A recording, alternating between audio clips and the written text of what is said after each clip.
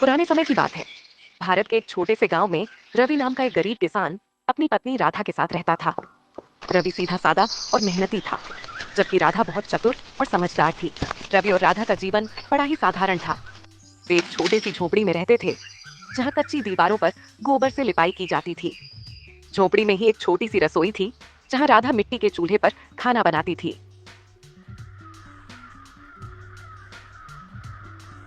एक शाम राधा रवि के लिए गरम गरम बाजरे की रोटी और साग बनाकर लाई। रवि ने पहला निवाला खाते हुए कहा, राधा, सच कहूँ तो तुम्हारे हाथ का खाना मेरे दिन भर की थकान को दूर कर देता है। क्या आपने कभी सोचा है कि हमारी मेहनत के बावजूद हम गरीब क्यों हैं? सारा दिन खेत में मेहनत करते हो, फिर भी महीने के अंत में ज्यादा कुछ नहीं बचता।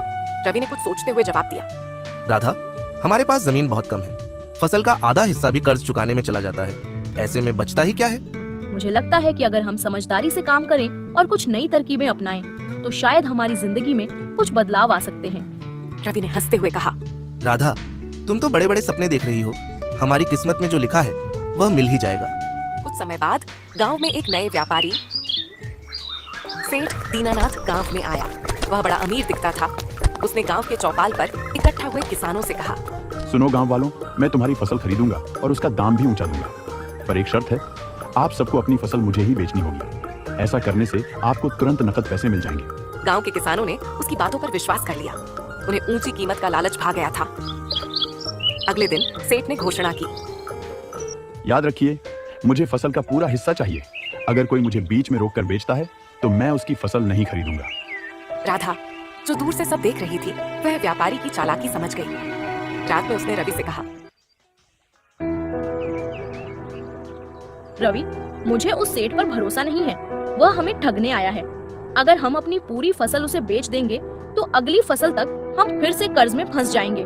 पर राधा, व्यापारी हमें ऊंची कीमत दे रहा है। सब लोग भी तो बेचने की सोच रहे हैं। आप यह क्यों नहीं समझते कि जो व्यक्ति हमें ऐसी शर्तों में बांधना चाहता है, उसके इरादे नेक नहीं हो सकते। हमें इसे गहराई से लेना होगा। अगले दिन राधा गांव के मुखिया के पास गई और मुखिया से कहा, मुखिया जी, सेठ हमें अपने काबू में करने की कोशिश कर रहा है। यदि हम सब मिलकर उसे अपनी पूरी फसल बेच देंगे तो भविष्य में हमें कर्ज पर ही निर्भर रहना पड़ेगा। मुखिया को राधा की बात समझ में आ गई। अगले दिन उसने चौपाल में सभी किसानों को बुलाकर राधा की योजना सुनाई। राधा ने प्रस्ताव रखा, हम सभी फसल का कुछ हिस्सा सेठ को बेचेंगे और बाकी अपने पास रखेंगे, ताकि अगर जरूरत पड़ी तो हमारे पास अगले सीजन तक कुछ बचा रहेगा। इस तरह से हम उसकी चाल में नहीं फंसेंगे। गांव के लोग उसकी बात से सहमत हो गए। जब सेठ को यह बात पता चली तो उसने किसानों को धमकाने की कोशिश की।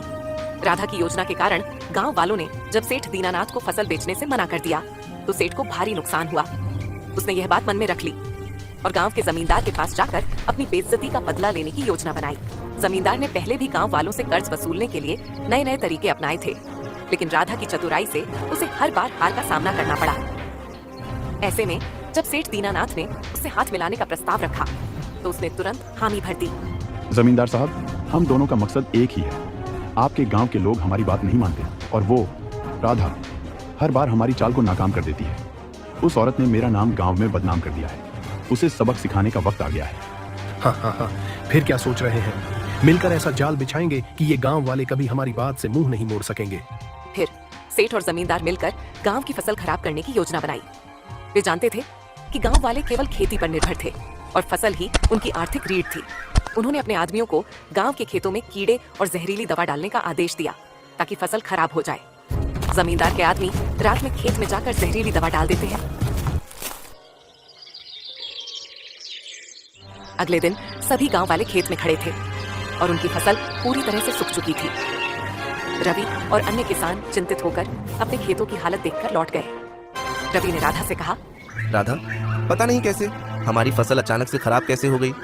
पूरे गांव के खेतों में यही हाल है। यह कोई सामान्य बात नहीं लगती। इतने अच्छे मौसम में फसल का यूं खराब होना असंभव है। मुझे लगता है कि किसी ने जानबूझकर ऐसा किया है। हमें इस पर ध्यान देना होगा। फिर सभी गांव वाले चौपाल में इकट्ठा होते हैं। सभी के चेहरों पर चिंता की लकीरें साफ नजर आ रही थीं। एक किसान ने मुखिया से कहा, हमने मेहनत करके फसल उगाई थी, लेकिन सब बर्बाद हो गई है। अब हम क्या करेंगे? आप लोग घबराएं मत, इसका उपाय हम जल्दी ही करेंगे। हो सकता है ये किसी की साजिश हो। तभी सेठ और जमींदार वहां पहुंचे और गांव वालों से कहा, देखो, तुम्हारी फसल तो बर्बाद हो ही गई है। अब हमारे पास एक ही रास्ता है। मैं तुमसे यह फसल खरीदूंगा, चाहे वह कैसी भी हो, पर तुम्हें पूरी फसल मुझे बेचनी होगी। बदले में तुम्हें कुछ पैसे मिल जाएंगे। तभी एक किसान कहता है जिसका नाम महेश था। हमें तो वैसे भी कुछ नहीं मिलने वाला है। अगर सेठ फसल खरीद रहा है तो बेच देते हैं, बदले में हमें कुछ पैसे मिल जाएंगे। लेकिन राधा ने उसे रोकते हुए कहा, इस तरह हमें कुछ भी हासिल नहीं होगा। हम खुद से समाधान निकाल सकते हैं। हमें अपने खेतों की मिट्टी और पानी की जांच करवानी चाहिए। जब सेठ और जमींदार ने देखा कि राधा गांव वालों को समझा रही है, तो जमींदार ने चालाकी से कहा, देखो, राधा की बातों पर भरोसा करके तो तुम फसल बेचने से मना कर चुके हो। अब अगर तुम मुझे कर्ज नहीं चुकाओगे तो मैं तुम्हारे घर और जमीन को जब्त कर लूंगा। गांव वालों में हड़कंप मच गया। रवि ने गुस्से में कहा, यह अन्याय है। हमारी फसल खराब हो चुकी है और अब तुम हमारी जमीन भी छीनना चाहते हो। मैं तो बस अपना कर्ज मांग रहा हूँ। अगर तुम्हारी फसल खराब हो गई तो ये तुम्हारी गलती है। अगर मुझे मेरे कर्ज सूद समेत नहीं मिला तो मैं तुम सबकी जमीन और घर को जब्त कर लूंगा।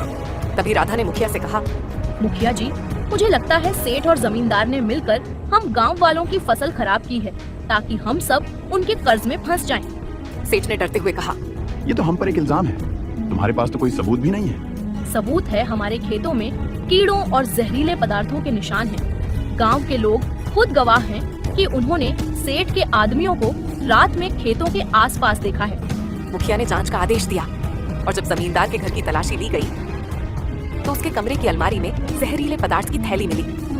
जमींदार का सारा सच बाहर आने पर जमींदार डर कर अपना गुनाह काबुल करता है और मुखिया ने सेठ और जमींदार को गांव छोड़ने का आदेश देता है।